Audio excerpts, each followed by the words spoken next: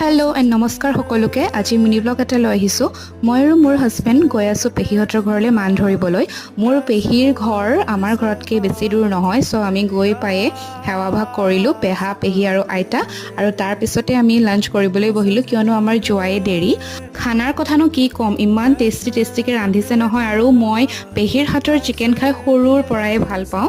আৰু এইফালে আইতা, বৌ আৰু পেহী কথা পাতি আছে জোঁৱায়েকৰ লগত, আৰু বোলো পেহীহঁতৰ ঘৰটো অকণমান চাওঁগে, যিহেতু নেকি একেবাৰে নতুন ঘৰ, চ' ওপৰ ফ্ল'ৰটো চাই আহোঁ বুলি ভাবিলোঁ। আৰু এইখিনি চাওকচোন, ইমানেই ধুনীয়াকৈ সজাই পৰাই ৰাখিছে নহয় ইনডোৰ প্লাণ্টছেৰে পেহীয়ে আৰু বৌয়ে, যে এনেকুৱা লাগিছে এই কৰ্ণাৰটো দেখিবলৈ মানে ঘৰ নহয়, যেন কোনোবা ৰেষ্টুৰেণ্ট বা হোটেলহে হয়। আৰু ওপৰৰ ফ্ল'ৰটোৰ কাম এতিয়াও হৈ আছে, কমপ্লিট হোৱা নাই। এণ্ড এয়া হৈছে সৰু বৌ, আৰু দাদা নাই, কামত আছেগৈ। দেন বহুত সময় কথা পাতিলোঁ আৰু চাহ খাই আমিও ঘৰলৈ গুচি আহিলোঁ। আৰু সেয়া হৈছে মোৰ পেহা, সন্মুখৰ পৰা দেখুৱাবলৈ নহ'ল বাৰু। আজিলৈ আহিছোঁ দেই, নেক্সট মিনি ব্লগত